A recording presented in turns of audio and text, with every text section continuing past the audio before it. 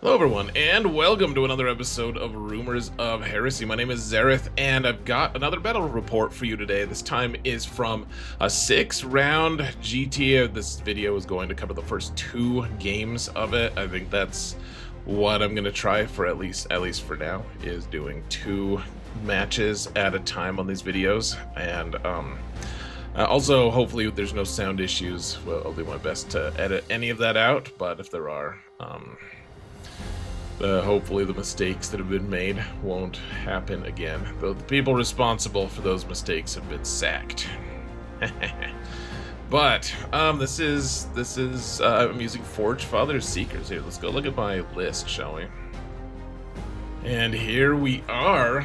We're using Salamanders with Forgefather Seekers, and it's basically just Firestorm with a few exceptions. Your Infernus Marines can action after they've also shot or advanced, which is kind of cool. You can't do all 3, but you could do that. And then there's a few stratagems that I barely used. You can fall back and shoot with just infantry is all you can do. You can stop people from charging as long of a distance. You reduce their charge distance by 2 if you meet some of the weird criteria that you can use. And you have an Adamantine Mantle that the Combi Lieutenant can wear because you had an extra 25 points, so why not? And I had just gotten finished playing, like 2 weeks previous, I had played at a GT in Cheyenne. It was a pretty small one, but I had a really good result. I'll let you guys watch that video if you want. It was the most recent set of videos that I put out, but this is essentially, I think this is exactly the same list, except I just upgraded the Lieutenant with Combi-weapon to act for something, because in that tournament, I just played 25 points down, which obviously isn't like that big of a deal, but may as well make the Combi Lieutenant take -1 damage, right? I mean, I don't think it even came into play once in this whole tournament, for what it's worth, but that it does exist as a thing, I guess. So anyways, we're taking this list, and I mean, there's nothing that specifically overtly makes a ton of use of Forgefather Seekers as opposed to Firestorm. I don't use anything in Firestorm.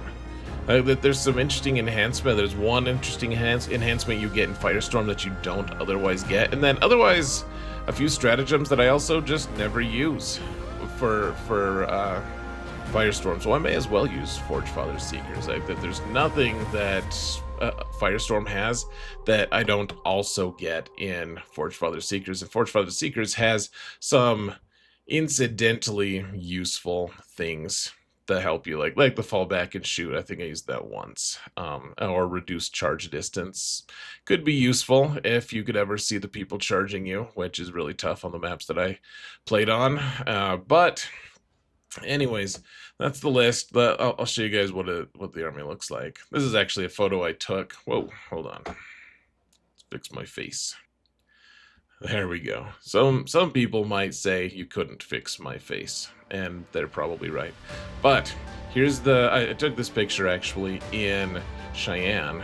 This is from the previous tournament, which is why you have the hardwood floors. But it's a fun list. It's basically Firestorm.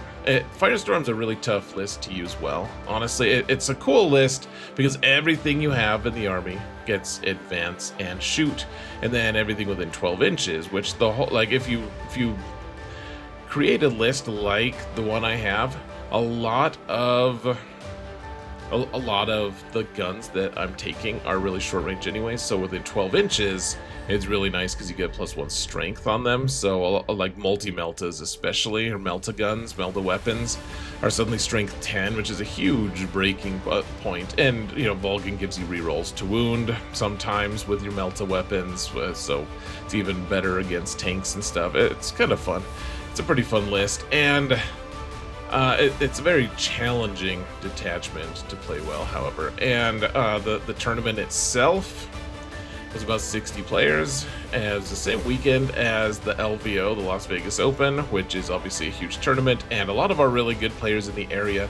Like, Denver is really cutthroat, like really just full of tremendous players. A lot of really skilled players in Denver, but a lot of them had either just gone to the Challengers Cup, which is a big team tournament, the weekend right before that, and so a lot of those guys dropped, or they also went to, or they went to the Las Vegas Open, or both. Some people went to both, and this was kind of the we have LVO at home tournament, which it's fun. It was a good tournament. Still a lot of really good players there, as you guys will see. So anyways, let's jump into the games. First 2 games, and then we'll release 2 more videos after that. So let me know what your thoughts are. We'll see you guys. See you on the other side of those videos, which I recorded a while ago, so I wouldn't forget what had happened.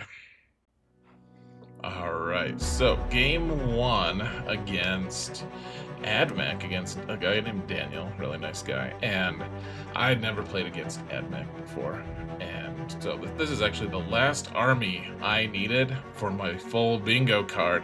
I have now played against every single army out there, at least available in 10th edition, so I don't know if that's exciting or what, but now I've done it, and he's got a lot of guys. This is the Skitarii Hunters cohort, something like that. I think it's the detachment that was thought to be best until the most recent one. Well, I don't know if it's the most recent one. The one that came out in Grotmas. That one is, I think, considered to be the best right now. But they still do a lot of really good stuff. And you know, he's got the Skitarii. He's got so those guys are Skitarii with like guns, I guess. These are Skitarii with clubs, with some kind of close combat weapon. There's some like I think these are the cavalry guys. Yeah, and everything's got scouts, so everything's just kind of out right now, but he'll eventually scout them up, and I mean, maybe he already did scout them, because he did get first turn. And it's taken hold. So pretty standard. He did get first turn, and so these guys have 2 OC each, and they're a huge pain to try to kill. Everything in his army is a 5-up invuln. He's got a transport full of dudes that so one of the things he has, and I'm sure I'll get some of his rules wrong, but one of the big things that he has is when he's by battle line, when he's within what, like 9 inches, 6 inches of his own battle line, that he gets boosts to hit and stuff. He gets certain things that are cool. For anti-tank, he doesn't have like a huge amount, but I needed to respect it. He's got 2 tanks here. Oh, here, you guys can see that arrow. There's one back here, and one right here. They have a 2+ save. I think it's an 11 armor, something like that. And they have a bunch of, they have like las cannon shots. The chicken walker guys have las cannon shots, and so he's got so many models here, guys, and they're all pretty tough to kill. You know, we've got a predator here, a predator here. I've got an impulsor with Vulkan here. I think the combi lieutenant's already, like, he's hanging out 6 inches from the objective, so that if he needs to, he can just run away and get in the transport. We've got an impulsor with some Infernus Marines, the intercessors who just always try to stick you that objective right away. And then let's see, the predator. We've got the Land Raider here with Adrax and his Blade Guard, and then a squad of Eradicators, some scouts, some incursors, and for my reserves, I pretty much every game just put Erads in strategic reserve, a squad of 3, a squad of 5 Infernus Marines, and a squad of the Land Speeder or Storm Speeder Hammer Strike, which is in Deep Strike. So the idea, of course, for us, like, he's got so many guys. The thing is, we can chew through them with our flamers pretty well, and he doesn't necessarily have a ton of stuff that's going to hurt the Land Raider. I mean, it'll hurt it, and he could kill the Land Raider. I'm not saying he can't.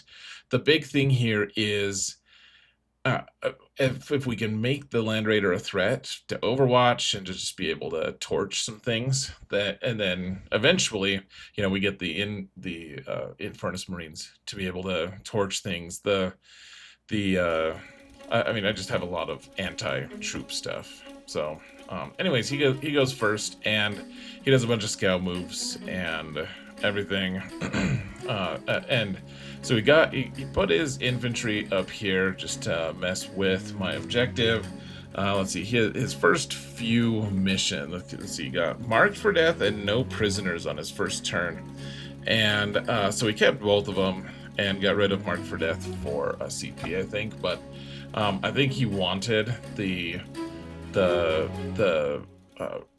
cavalry guys to charge my combi lieutenant, and the combi lieutenant just walked into the impulsor because I didn't want any of that noise, especially because he's got the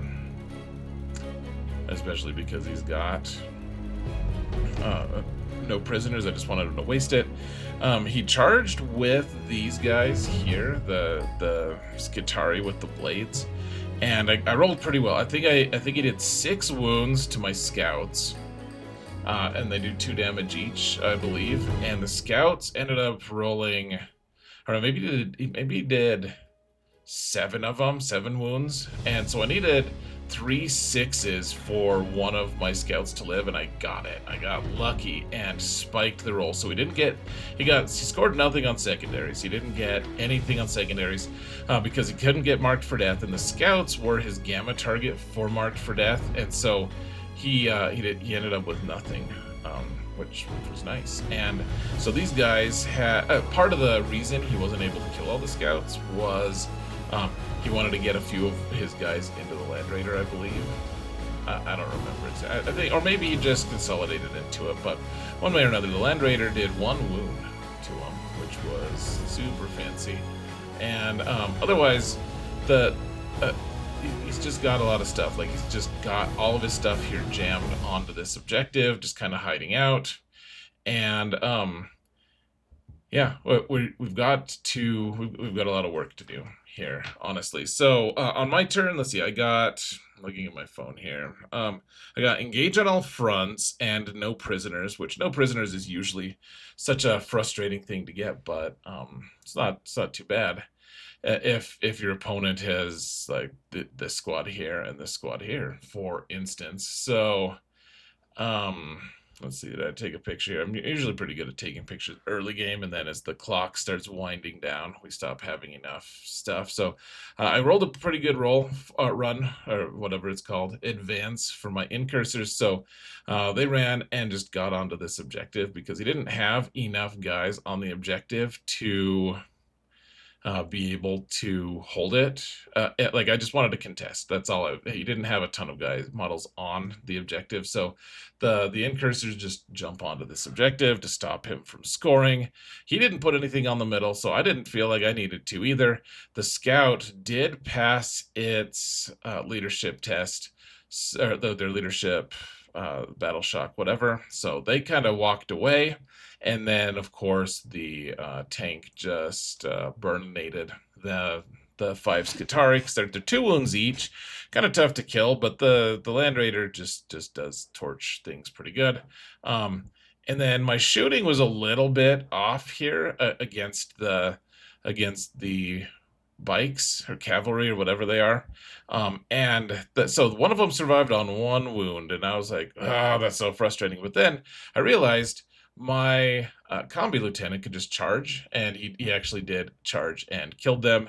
I think I rolled pretty poorly actually for this instance, trying to kill his cavalry. You can see the Vulkan squad is out on this side, just poking out, trying to get line of sight, and I think Vulkan himself is on the objective just to hold it for 10 CP, or 10 OC rather. And so we shut down his scoring. We killed his initial chaff wave and put ourselves in an okay situation, I guess.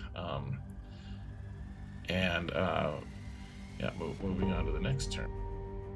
All right, so here let's move my face down to this side, because all you're really missing are some intercessors just hanging out back there. So on his turn, he did kind of poke out. He needed to kill those. Needed to kill the incursors who were contesting the objective, and then I did. Oh yeah, on my own on that turn as well. You can see I poked out the predator, so that the predator would be able to shoot, and I actually I rolled decently well. Managed to I put the moment on those chicken things, and I killed 2 of them. One of them survived with I think 6 wounds left, something like that. So. But that was nice because he doesn't have that much long-range firepower to kill tanks, and so killing those 2 guys like that represents what 4 las cannon shots, which is a pretty big percentage of what he's got. You can see he's got Bellicarius Call, this Warlord, over here as well. He gives them Oath of Moment, which you can see the arrow here. It says some. I don't think I can say it out loud, but you guys can read the screen if you zoom in. This is as far zoomed in as I can get, but it's kind of funny. So, anyways, we're clear. We get some points for engage on all fronts. We got the middle one because the incursors are across the line, and we got the and we got 4 points for no prisoners. On his turn, he's able to kill my predator here. I think, yeah, he had a good line of sight from this tank and the walker thing, and I think he spiked a little bit. Actually, I think he got some good rolls on it, but he did kill my predator, which was pretty sad. He didn't get, well, he did get on the objective with 1 squad here. Let's see, so he got, on his turn, he got Defend Stronghold and Display of Might. And, so we got Display of Might, no problem. Defend Stronghold, of course, seems like it won't be an issue at all. And then, of course, he converges.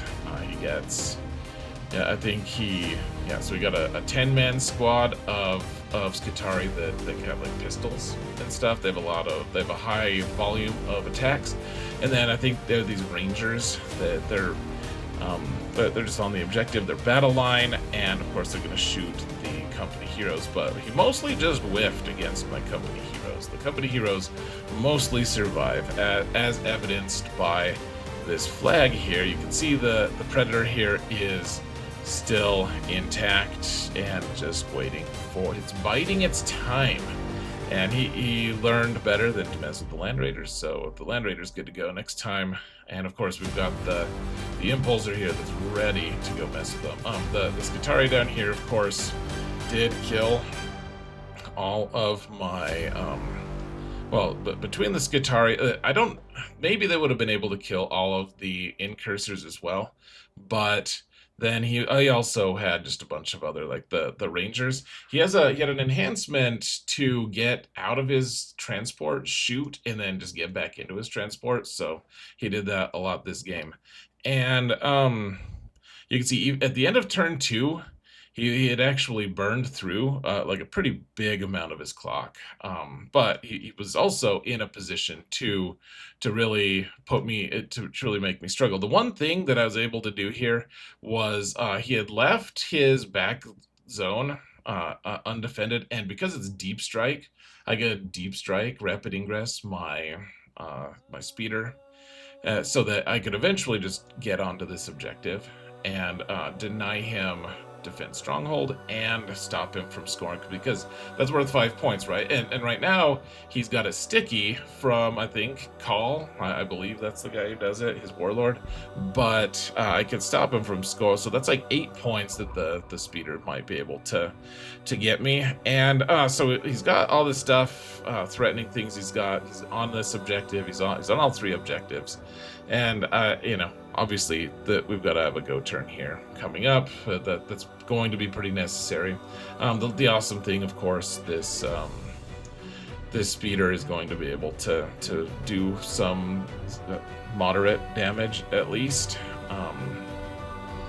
So let's see. We drive the Impulsor up here, and I was able to get all my guys out. We get them out because I want to contest his objective again, because they're 2 OC each, of course. And so we were able to burninate the whole squad of Skitarii, and well, not the whole squad. I guess there's 3 left.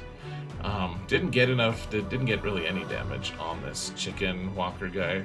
I don't know what they're called, guys. Don't kill me.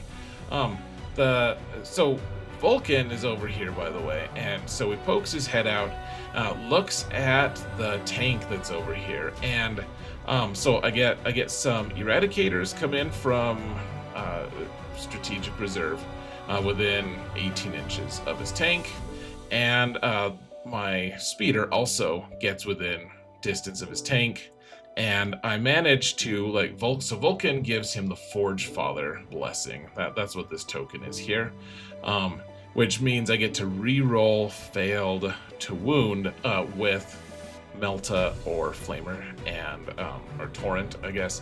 And so I managed to just torch that tank between my speeder and the eradicators over here, which was pretty cool. And then Vulkan's squad, I have an Impulsor on this objective. I have this Combi Lieutenant on the objective, and so Vulkan burninates some stuff and then manages to charge some more stuff, and so he's not actually even on this objective anymore. This is Vulkan right here. He had rapid ingressed his birds the whole time. You'll note, guys, I'm trying to keep him from. I don't want him to get in my back zone. And so you can see the intercessors here kind of spread out. Of course, I don't have to be on my objective to hold it because it's sticky.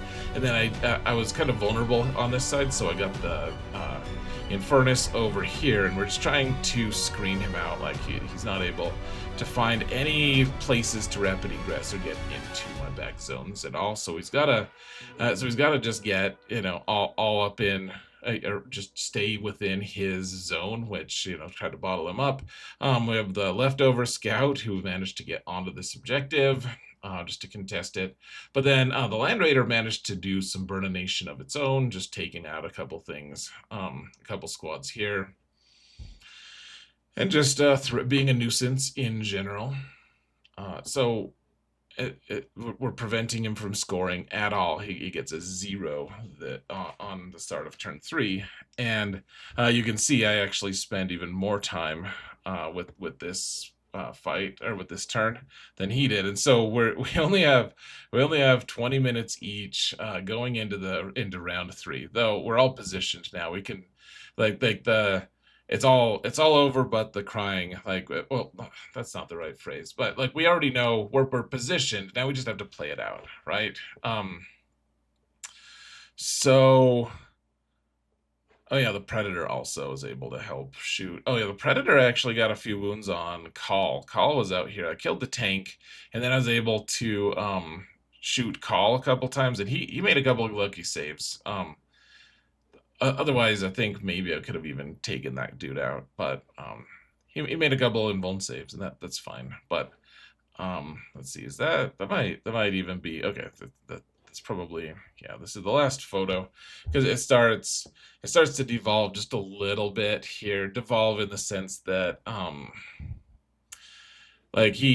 lot of his stuff is just broken, right? Like he had those 2 big squads of Skitarii that are mostly just gone. So you can see these Skitarii, he had a couple left. He was able to charge. He did a lot of shooting, but he had largely not killed my stuff at this point. And I had lost a Predator and some scouts, and not even the full unit of scouts. And so he's just kind of jammed up. He can't get into my back zone at all with all of his reserves, and you can see there's another squad of something, Rangers or Skitarii, who frickin' knows, guys. But he got a couple bad rolls for his tanks, and of course he doesn't have much in the way of anti-tank anyways. I think this guy's just dead, and I just took him away from it. It looks like he's just kind of missing, but yeah, he goes and gets on the point here, and he's just kind of open. He's just open. He did kill my speeder back here, which, I mean, he needed to be able to regain control of the objective. But, I mean, he didn't kill Vulkan's squad. He didn't kill anything involving the Land Raider, and I'm just in position to just take him apart, basically, and that's essentially what happens. I think I killed the tank. I think I ended up just with these Infernus, I think I'm able to clear the zone or this objective one more time, and then I think I got a good Overwatch in these guys as well. I think I kill all the Skitarii guys, kill this tank, kill the transport. Oh yeah, so I did manage to kill the transport, and I think I had to throw a grenade, but then Adrax and company had gotten out. They charged what was in the transport, and then I believe they even engaged the flying guys here. And at this point, it was like, well, we don't have a ton of time left, anyways. At the end of his turn and at the end of my turn, you can see I had 16 minutes left. He had 2 minutes left, and so we just we talked through the rest of it because he just almost had nothing left. He had Call, he had some of the flying dudes, and I mean I think he was on the way to being tabled. I'm not totally sure, and of course I don't mean that in a negative way. I get tabled all the time, even if sometimes I win. So it was a good match. I didn't really know what I was doing against Admech, and I think he was pretty surprised by how, I don't know, how good this detachment can be. Just with all the flamers and stuff and all the Overwatch threat, they just do a lot of stuff. Like the Land Raider threatening this middle objective is just so rough against an army like this. They can't really threaten the Land Raider. So good match, I think. Let's see, what was the final score? It was 95-46 in my favor. So good start to the tournament. Really fun opponent. Really like Daniel. And let's move on, shall we? Game 2 is it's a really tough one. It's the one where the objectives disappear, and so you can get the double nut punch if you're not lucky, and that's what happened this time. So the idea is, because the objectives are disappearing, they are increasingly more valuable, and so I got first turn, which means my opponent, especially as a World Leaders player, gets to just get a score. If they're patient, just gets to score a really easy 15 points at the end of the game that I just have no way of answering, and I don't really have a way of scoring it. And then one of the objectives on the side eventually disappears earlier than the other one, and so you hope that if you're going first, that at least your expansion objective will not disappear first, because you need those extra points. And so I did get the double nut punch. I have to go first, and my expansion objective is just going away, which is a really tough thing against World Leaders. I think that there's some things that I did wrong in this game as well, but which we'll get into. That this is an interesting build, actually. It was double Berserkers here. One of them's in a Land Raider, which I didn't really see a Land Raider build, but they have 8 nice cannon shots. It's madness. It's just pure unchecked madness. So this is Karn's squad. This is a squad of Berserkers with I forget some character. There's some 8-bound here, then there's some Exalted 8-bound, double Exalted 8-bound in Deep Strike. I think one of them has a character, maybe, and then just a normal squad of 8-bound in Deep Strike. There's a couple spawn, there's some here, I think there's some here or something. There's a character that's just gonna screen for most of the game here, and so I have to go first, and I immediately get tempting targets, so my opponent chooses this one, and the incursors have to go get on it, even though I don't want any part of that objective. And of course, you have to realize this objective is really important. You have to make sure, if you're going first with this submission, you have to make sure your opponent does not score on this thing ever. And so I think what I should have done, so first off, we get the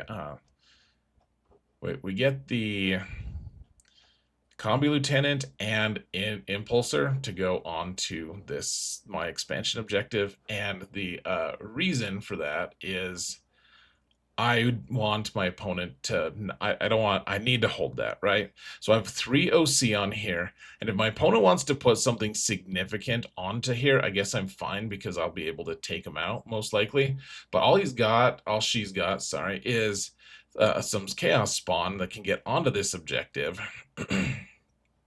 and just and contest it, but that's only 2 OC. And so I'm able to like control this objective. I think what I should have done in hindsight is find something that will also get onto this middle objective here. Like maybe get this Impulsor to start right here so that I can just drive onto there. And that way my opponent has to commit something. My opponent has a couple of these Forge Fiends, I think is what they're called, the shooty guys that do 3 damage flat with AP3, tons of shots, etc.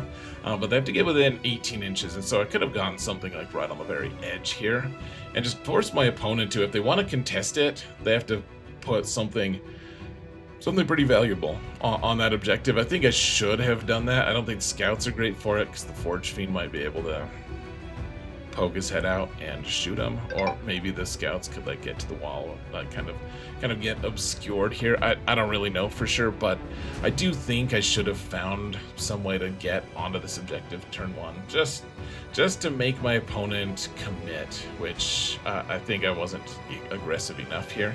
So opponent does manage to wipe out the incursors here, of course.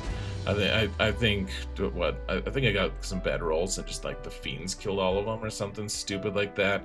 The scouts eventually got onto this thing. You can see the I got, this was some really crazy tragic luck. The chaos spawn here.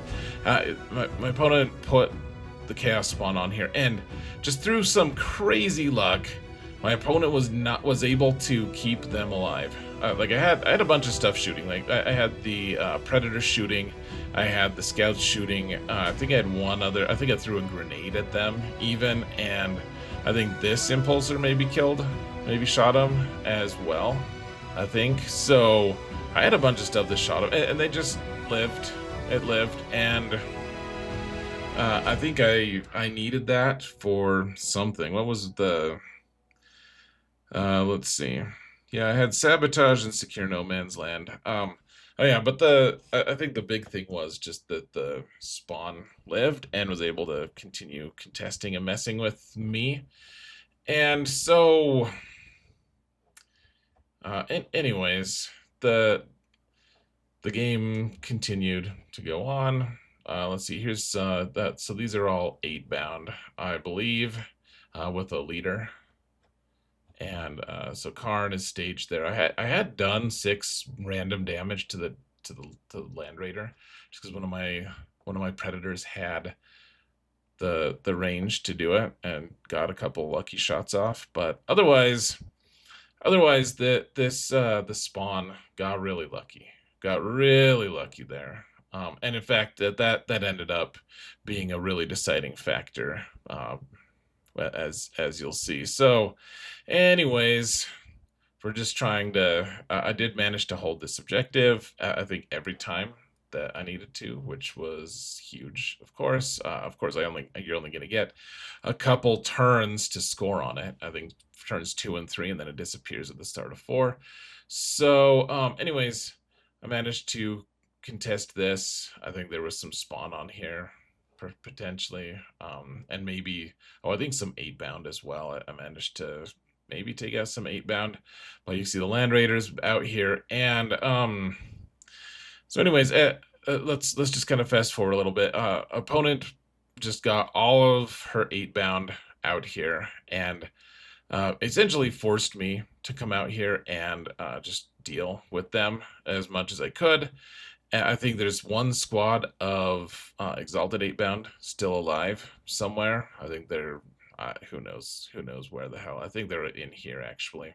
But I killed all the 8 bound, and the problem, of course, is opponent still has the Karn squad of berserkers, 10 berserkers, and then of course the other berserkers that are just going to probably wait on final turn to be able to get on this objective. I am carving out a little bit of a secondary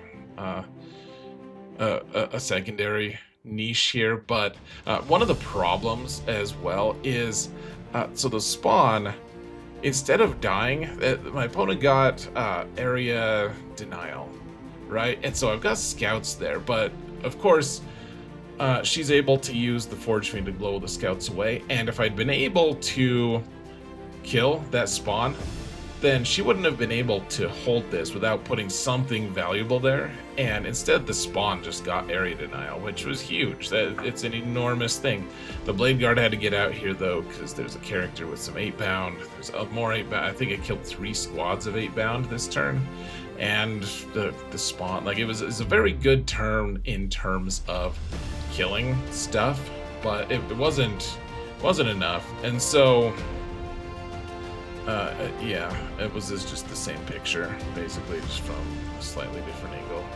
Yeah, because I had to get all my stuff in reserve, and I think I was just weird and fatigued in this game. There was a few things that, like with hindsight, I'm like, oh, I could have probably done a little bit better here. But one way or another, yeah, you can see the E-Rads are out, so I can make sure to kill the spawn there, and yeah, so then I stopped taking pictures because then Karn's squad gets out, kills most of the Blade Guard, didn't actually kill all of them. But the thing that really killed me was the 8-bound got out and spiked their like 10-inch charge or whatever to get into the Land Raider, and 2 of them, one like killed the Land Raider from start to finish. 2 exalted 8-bound. I mean, they get the extra damage and stuff, but it was like if my Land Raider lives, then I probably win this match pretty handily, because all the berserkers are right here, so I can just Land Raider, burn an 8, almost all of them, and kill the majority of them, and then clean up with whatever I have left. Like, it's not an issue, right? Like, Karn's squad is just mostly gone. But instead, 2 exalted 8-bound, and it wasn't even, it was like I have 16 hit points or wounds, whatever, on this thing, and the exalted 8-bound ended up doing like 21 to me with 2 models, just 2 of them. Just one shot the Land Raider, and with that, it was just I was able to pull off some interesting stuff, but my objective went away. My Land Raider went away. I stopped him from ever scoring on the expansion objective, which was great. And at the end of the day, I was basically tabled. So I put the Vulkan objective right here, because you don't have to declare the Vulkan objective until he gets out, until you actually place him on the board. And so he stayed in the Impulsor until, so I got onto here with Vulkan and company, but then the berserkers just came and eat them. It wasn't particularly close. I failed all my. I had to take like 12 Feel No Pains on Vulkan, and I failed like 11 of them. He just doesn't know how to. It was like a 4-up Feel No Pain, and I mean, he's probably gonna die with 12 anyways, right? But it was just a pathetic showing. I got the land speeder to land at some point and contest this objective, and I was making some things happen. I killed most of my opponent's army, just not the last berserker squad. And that was about it. I mean, I lost by 5, and felt bad because I felt like this was kind of winnable. But here's the thing: I'm not gonna make excuses here. It's a very stacked mission sometimes, stacked against you. I've seen enough good players pull things out that I can't really say that. I mean, if I was a better player, I think I could have just found a way to win this, frankly. You know, is Liam VSL the guy who just won 3 LVOs in a row, or LVOs, LGTs, London GTs, which are like huge tournaments, 3 in a row. Is he going to be making excuses to losing a game like this? I don't think so. I think he just finds a way to win. And so I'll just say that it was a very challenging mission that was stacked against me, and I just wasn't up to it yet. I think I played decently. I think at the end it was, I think I won, or I lost 55-50. There were a few points where I think I could have just forced my opponent's hand a little bit more, and I didn't, and hopefully I can do better next time, is really all I can do. So that was game 2, lost round 2, and my opponent she did great. She ended up going 4-2 for the tournament, which is fantastic. So congratulations to her. And let's just move on. World Eaters. Yeah, don't worry, guys. We'll see World Eaters again. There was what?